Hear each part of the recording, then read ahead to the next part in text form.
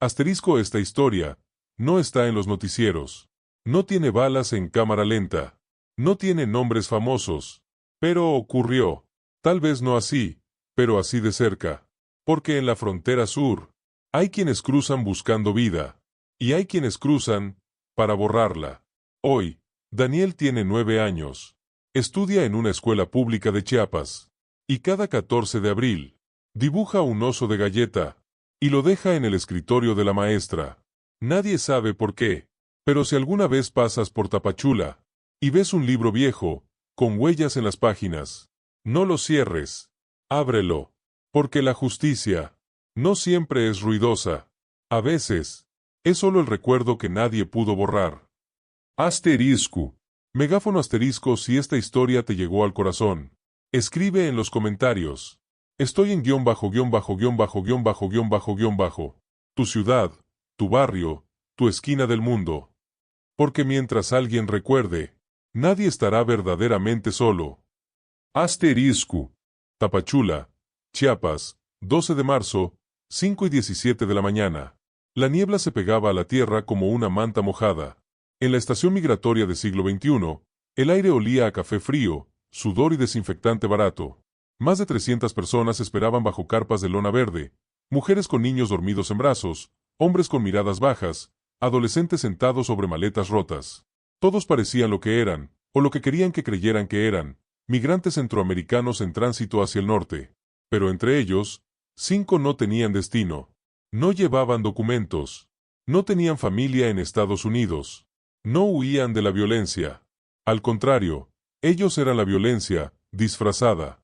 Habían llegado en 3 grupos distintos, separados por días, mezclados con caravanas reales. 2 mujeres, una con un niño de unos 7 años, el otro grupo, 3 hombres que fingían ser hermanos, trabajadores de la construcción. Vestían igual que los demás, camisetas desteñidas, pantalones de mezclilla gastados, tenis baratos, pero no tan baratos. Fue el agente Marco Ruiz, del Grupo de Inteligencia Especializado de la Secretaría de la Defensa Nacional, SEDENA, quien lo notó primero. No por lo que hicieron, sino por lo que no hicieron. Mientras todos los migrantes, sin excepción, revisaban sus bolsillos al bajar del camión, buscando papeles, agua, pan duro, ellos no buscaron nada. Ni siquiera fingieron. Sus manos permanecieron quietas, como si supieran que no necesitarían nada, porque no pensaban pasar la revisión. Ruiz no dijo nada. Solo tomó una foto con su teléfono institucional, no del rostro, sino de los pies. 5 pares. Mismos tênis. Nike Revolution 6, tala 42, color negro rojo. Comprados en lote. Factura cancelada el 8 de marzo en una tienda de la zona franca de Reynosa. Pago en efectivo. Rastreado por error, la caja registradora había guardado el número de serie del terminal. Pero eso aún no se sabía. Lo que sí sabía Ruiz era que ningún migrante compra tenis nuevos para cruzar el Darién. Y menos 5 personas, al mismo tiempo, con el mismo modelo, el mismo color, y, detalle imposible, sin una sola mancha de barro, sin rasgaduras, sin el más mínimo desgaste en la suela. Como si nunca hubieran caminado. El niño, de nombre supuesto Daniel, se sentó solo bajo un árbol de Guanacaste, jugando con una piedra lisa. No hablaba. No lloraba. Solo trazaba círculos en la tierra con el dedo. Cuando la oficial Luz Gómez le ofreció agua, él negó con la cabeza. ¿Cómo te llamas, mijo?, preguntó ella, sonriendo. Él alzó la vista y dijo una sola palabra. Coyote. Luz frunció el ceño. No era un nombre. Era un código. Horas después, mientras los 5 eran entrevistados en módulos separados, sus historias coincidían demasiado. Mismos pueblos de origen, inexistentes, mismas rutas, imposibles, mismos contactos, fantasmas. Pero el sistema no los marcó. Ninguna alerta. Ningún rostro en ninguna base de datos. Porque no existían. Sus huellas dactilares no estaban en AFIS. Sus iris no estaban en el sistema biométrico del INM. Sus nombres no aparecían ni en registros civiles de México, ni de Guatemala, ni de Honduras. Era como si hubieran nacido esa mañana, en el camión. A las 9:43 de la noche, el equipo de SEDENA activó Operación Sombra Clara. No hubo sirenas. No hubo armas visibles. Solo una llamada cifrada al cuartel general en Tuxtla Gutiérrez. Y entonces, algo inesperado pasó.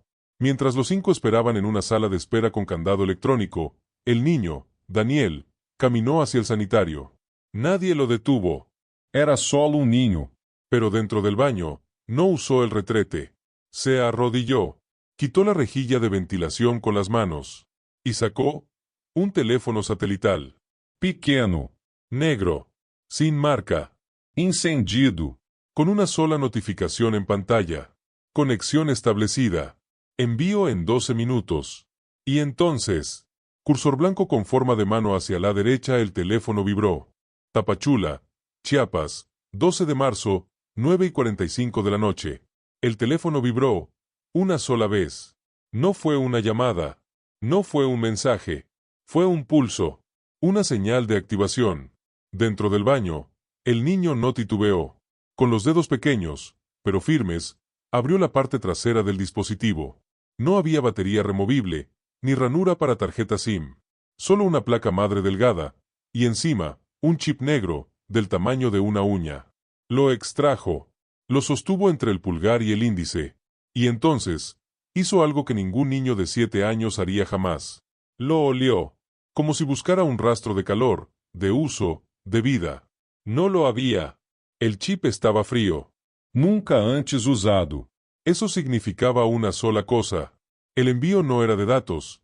Era de instrucciones. Mientras tanto, afuera, el agente Ruiz observaba las cámaras de circuito cerrado desde una sala de monitoreo improvisada en un contenedor blindado, a 200 metros de la estación. Luz Gómez estaba con él, repasando los registros de entrada. 5 adultos.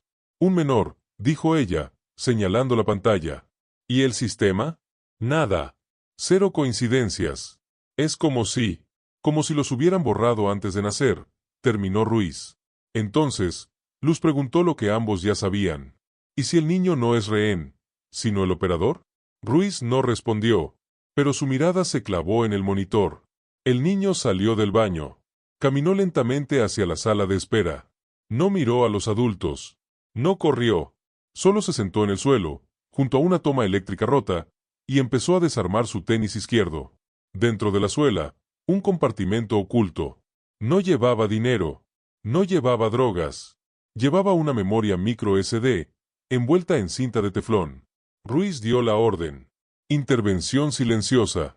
Nivel 3. Solo observación. Que nadie note que los estamos viendo. De verdad. En cuestión de minutos, técnicos del C4 chiapaneco reemplazaron 2 cámaras, no para grabar mejor, sino para grabar diferente. Usaron algoritmos de reconocimiento de patrones conductuales, micromovimientos, parpadeo, frecuencia respiratoria. Y allí apareció la primera grieta. Los 5 adultos parpadeaban al mismo ritmo. No era natural. Era entrenado. Técnica usada por unidades de operaciones especiales rusas y ciertos cárteles que contratan exmilitares. Sincronización ocular para mantener calma bajo presión. Se enseña en campos de entrenamiento en el Triángulo Dorado, zonas áridas entre Sinaloa, Durango y Chihuahua. Pero Tapachula está a más de 2.000 kilómetros de allá. ¿Por qué enviar una célula de élite aquí? La respuesta llegó cuando el sistema cruzó 2 datos olvidados. Esa semana, había arribado a Puerto Chiapas un buque de carga panameño, MV Solentíname, su carga declarada, maquinaria agrícola usada. Pero el manifiesto tenía una anomalía: 3 tractores John Deere séptimo, modelo 2023, listados como usados, pero con número de serie nunca registrado en México. Y el código de embarque coincidía con una orden de compra emitida desde una sociedad fantasma en Cancún, vinculada, débilmente, a un nombre, Coyote. No era un apodo. Era el nombre en clave de una operación de infiltración digital inversa. No se trataba de sacar droga, sino de meter un virus. Un virus capaz de borrar identidades. No en Internet. En los archivos físicos. Los registros civiles. Las actas de nacimiento. Los libros parroquiales escaneados. Las huellas en papel seco del INE. Todo lo que aún vive en servidores locales, en oficinas regionales, en cajas fuertes de juzgados menores. El objetivo: crear vacíos legales. Personas que, técnicamente, nunca nacieron. Y por lo tanto, nunca podrían ser culpables. Pero para activar el virus, necesitaban acceso físico a 3 nodos críticos. El Centro de Procesamiento de Datos del INM en Tapachula, la Oficina Regional del Registro Civil en Tuxtla y, el más importante, el Archivo Histórico del Ejército, en la Ciudad de México, donde se guardan copias de actas desde 1917. Los 5 adultos eran distracción. El niño, el verdadero operador, debía entregar el chip en el primer nodo antes de las 10:57 de la noche. Plazo límite, la rotación del turno de seguridad. Ruiz lo supo cuando el sistema detectó una señal débil, una frecuencia de 433 MHz, saliendo del baño. No era GPS, era RFID pasivo, algo pequeño, pegado al cuerpo del niño. ¿Dónde?, preguntó Luz. Ruiz no habló, solo amplió la imagen térmica. En el hombro izquierdo del niño, bajo la camiseta, una mancha de calor anormal. Rectangular, del tamaño de una estampilla. Un transmisor subdérmico. Alguien se lo había implantado. Y no en un hospital. En un taller clandestino. Porque la cicatriz no era quirúrgica. Era quemada. Como si lo hubieran introducido con calor, con un soldador de precisión. Entonces, Luz hizo algo que rompió el protocolo. Salió del contenedor, caminó hacia la estación, y frente al niño, se arrodilló. No le preguntó nada, solo sacó de su bolsillo una galleta de animalitos. ¿Te gustan los osos?, preguntó, mostrándole una. El niño la miró. Su respiración se aceleró. Un microtemblor en el párpado derecho. Y entonces, dijo algo que nadie en el sistema había previsto. Mi mamá me los daba, antes de que la borraran. Luz sintió un nudo en la garganta, porque en los archivos no había ninguna madre. Pero el niño recordaba. Y sí recordaba. Cursor blanco con forma de mano hacia la derecha, entonces el borrado no había sido completo. Tapachula, Tuxtla Gutiérrez, 13 de marzo, 1:03 de la mañana. A las 12:48 de la mañana, el equipo de Sedena tomó una decisión sin precedentes. No detuvieron a nadie. En vez de eso, activaron protocolo niebla. Dejar que la operación siguiera, pero con un observador dentro. El niño, Daniel, fue liberado con los 5 adultos.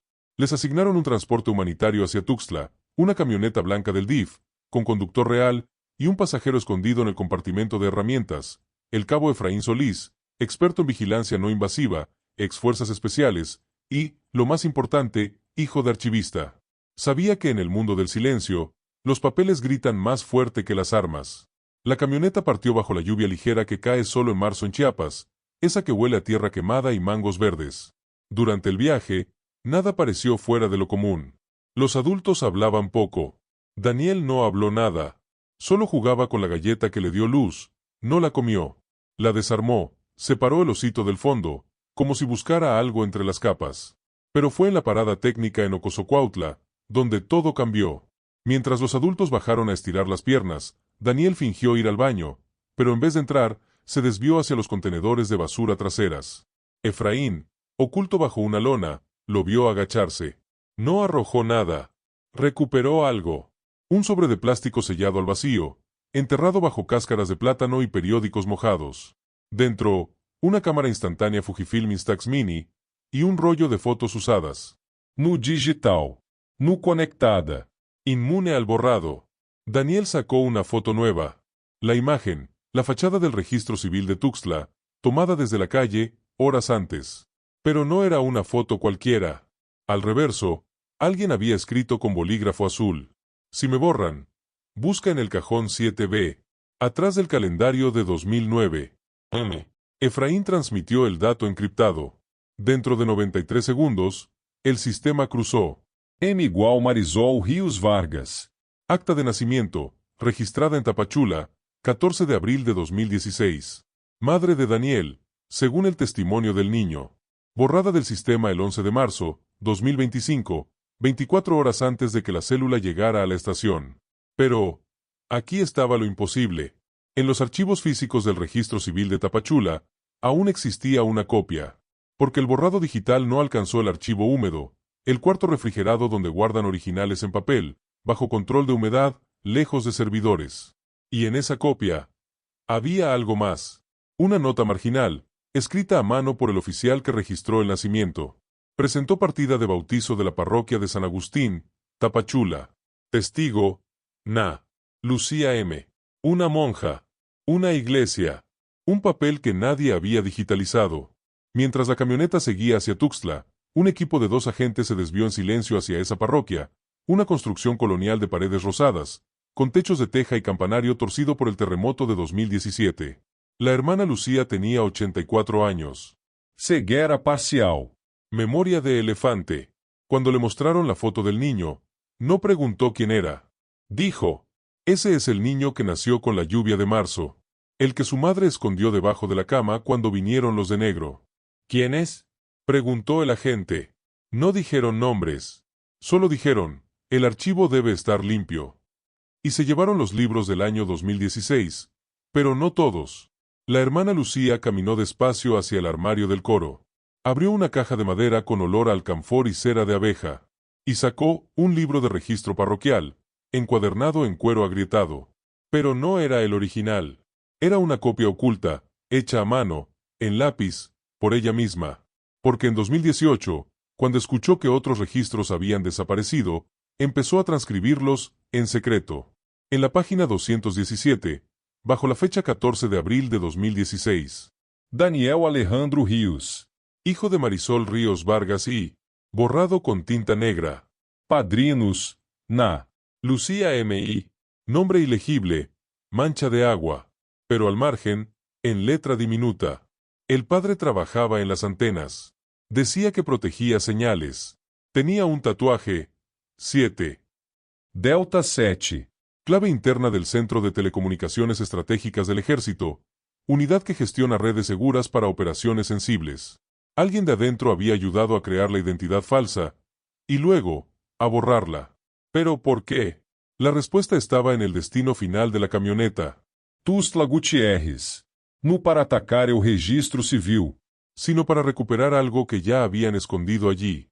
Algo que Daniel llevaba consigo, sin saberlo. Porque cuando el equipo forense analizó el transmisor subdérmico, tras una extracción no invasiva con imán médico, descubrieron que no solo transmitía, también almacenaba. Y en su memoria interna, había un único archivo. Backup _mama _20240311.enc. Protegido con cifrado AES 256. Clave de acceso. Una frase.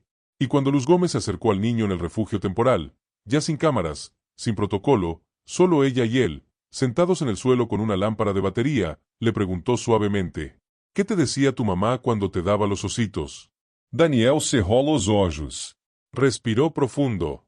Y susurró, que los osos no se pierden, porque siempre recuerdan el camino a casa. Luz lo escribió. El sistema aprobó la frase. El archivo se desbloqueó. Era un vídeo. Duración. 1 minuto 17 segundos. Grabado con una cámara antigua, probablemente una Sony Handycam de los 2000. Calidad baja. Sonido distorsionado. Pero el rostro era inconfundible. Marisol, con moretones en el cuello, hablando rápido, mirando a cámara. Daniel, si ves esto, es que me borraron. Pero tú no. Tú recuerdas. Escucha, el virus no destruye, solo entierra. Y lo que entierran, siempre vuelve. Van a usar el chip para entrar al archivo del ejército. Pero allí hay algo que no saben. En el sótano 3, hay una copia de papel de cada acta desde 1920, y en la caja 14C, está la prueba de quien les dio las órdenes. La cámara se mueve. Ahora se ve una mano, la de Marisol, abriendo un libro. Una página. Un sello oficial. Y una firma. General de División, R. Alfonso Cárdenas. Director, Centro de Inteligencia Estratégica, 2010-2018. Retirado. Supuestamente muerto en un accidente automovilístico en Sonora, en 2023. Pero el sello tenía fecha. 17 de febrero de 2025. Y entonces, cursor blanco con forma de mano hacia la derecha, el video se corta. Pero no por error, porque en el último cuadro, reflejado en el ojo izquierdo de Marisol, se ve a alguien detrás de la cámara. Alguien con uniforme. Alguien que aún está vivo. Ruta entre Hermosillo y Puerto Libertad, Sonora, 14 de marzo, 4:18 de la mañana. El desierto de Sonora no perdona. No por el calor, todavía era invierno, sino por el silencio. Un silencio tan denso que hasta el viento parece contener la respiración. Allí, en medio de kilómetros de arena y cardones gigantes, un camión de carga abandonado se oxidaba bajo la luna menguante. El Peregrino, placa SLP 7821. Reportado robado en Guadalajara el 9 de marzo. Recuperado, demasiado fácil, en un taller de Hermosillo el 13. Pero Sedena sabía, no lo habían recuperado. Lo habían dejado. Porque dentro de la cabina, bajo el asiento del copiloto, encontraron una caja de acero inoxidable, sellada con código biométrico. Huella dactilar requerida. Y el sistema la aceptó. No fue la de ninguno de los 5 adultos, ni la del niño. Fue la del cabo Efraín Solís. Alarma roja. Protocolo traición interna activado. Pero Ruiz no lo creyó. Efraín no traiciona, dijo, con voz baja, frente al monitor del C5 de Hermosillo. Entonces, ¿cómo su huella abrió la caja? La respuesta llegó cuando cruzaron con el historial médico completo, no el oficial, sino el clínico, del Hospital Militar número 20. Efraín Solís había sufrido una quemadura de 3er grado en la mano derecha en 2021, durante un incendio en un campamento de entrenamiento en el cañón del Nacapule. Le reconstruyeron los dedos, con tejido donado. Y el donante había sido un cadáver no identificado, registrado solo como caso Delta 7, recuperación post-accidente, Sonora, 2023. El mismo año, el mismo código, el mismo lugar donde supuestamente murió el general Cárdenas. Ruiz ordenó abrir la caja, con guantes, sin tocar las superficies. Dentro no había armas, no había dinero, había un diario, encuadernado en lona verde olivo, con las esquinas desgastadas por el uso. En la portada, grabado a fuego. 7. Memoria operativa. Proyecto Eco. Eco, no como sonido, sino como repetición. Como algo que vuelve, aunque lo entierren. Las primeras páginas eran notas técnicas. Fase 1. Identificación de ruido humano. Personas cuyos registros generan inconsistencias en sistemas de inteligencia. Fase 2. Aislamiento digital, borrado escalonado, migratorio civil eclesiástico militar. Fase 3. Reemplazo, inserción de operadores con historial limpio, nacidos en zonas sin registro, adoptados ilegalmente, o huérfanos de operaciones anteriores. Pero en la página 89, la letra cambia. Ya no es técnica, es personal. 17/February/2025. Hoy firmé la orden para borrar a Marisol. No por lealtad, por miedo. Me dijeron que si no lo hacía, borrarían a mi nieto. El que nació en Tapachula. El que llaman Daniel. Pero ahora sé la verdad. Daniel no es mi nieto. Es mi hijo. Y Marisol era la única que sabía que sigo vivo. Firma. Antes de Cristo. No hay duda. El general Alfonso Cárdenas no murió. Fingió su muerte para desaparecer y crear Proyecto Eco, una red de fantasmas útiles, personas cuya no existencia las hacía perfectas para misiones que nunca debían dejar rastro. Pero algo falló. Marisol descubrió que Eco no era solo defensivo. Era ofensivo. El virus no solo borraba identidades, creaba vacíos legales para que otros delitos entraran sin ser detectados. Como el MV Solentiname. Como los tractores usados. Como los 5 adultos, no eran infiltrados, eran falsos migrantes, diseñados para activar una ruta de corrupción desde dentro del sistema de asilo. Y Daniel no era un operador, era el Failsafe, el único ser humano con una memoria no digitalizable, la de un niño que aún cree en osos de galleta. La única copia de seguridad que no se podía borrar. ¿Dónde está Cárdenas ahora?, preguntó Luz. Ruiz no respondió. Señaló el mapa satelital. Un punto parpadeaba en el norte de Sonora. Antena de comunicaciones estratégicas Cerro Prieto. Instalación militar cerrada desde 2020. Supuestamente desmantelada. Pero esa noche, una señal débil había salido de allí. Frecuencia, 14.225 MHz. Modo, CW, código Morse. No era una transmisión. Era un eco. Repetía, una y otra vez, las mismas letras. DANL. Como si alguien Lamar a casa. El equipo partió al amanecer. Helicópteros nu. Solo 2 vehículos no militares, una camioneta de telecomunicaciones de Telmex, prestada, y una ambulancia del IMSS, con permiso falso, pero realista.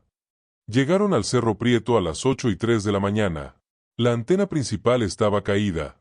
Las oficinas, cubiertas de polvo y nidos de avispas. Pero en el sótano, acceso por una trampilla bajo un tanque de agua, encontraron luz. Y una computadora encendida. Pantalla negra. Cursor parpadeando. Listo para recibir un comando. Ruiz se acercó. No tecleó nada. Solo conectó una unidad USB que traía. La memória micro SD deu tênis de Daniel. El sistema la reconoció. Y entonces, cursor blanco con forma de mano hacia la derecha, la pantalla cambió. No mostró código. No mostró mapas. Mostró una foto. Una foto antigua. Blanco Y negro. 3 personas. Un hombre joven con uniforme de cadete, una mujer con trenzas y un niño pequeño en sus hombros. Al reverso, escrito con lápiz. Academia Militar, 1989. Antes de que el deber nos enseñara a mentir. Y debajo, una última línea, añadida después, con tinta roja. Perdóname, hijo. No sabía que el silencio también mata. Pero eso no era lo peor. Lo peor fue lo que no estaba en la foto. El niño en los hombros. No era Daniel. Era otro niño. Y su rostro, cursor blanco con forma de mano hacia la derecha, era idéntico al del hombre reflejado en el ojo de Marisol. Cerro Prieto, Sonora, 14 de março, 8h27 da manhã. El silencio en el sótano era distinto. No era vacío. Era cargado. Como si las paredes recordaran cada palabra que se había dicho allí, cada orden, cada mentira, cada perdón no pedido. Ruiz miró la foto en la pantalla. El niño en los hombros del cadete no era Daniel. Era Antônio, hijo mayor de Alfonso Cárdenas. Desaparecido en 2010, durante un operativo fallido en Michoacán. Declarado muerto en combate, pero sin cuerpo. Sin acta de defunción completa. Sin entierro público. Solo una nota interna. Caso cerrado por seguridad operativa. 7 autoriza archivo limpio.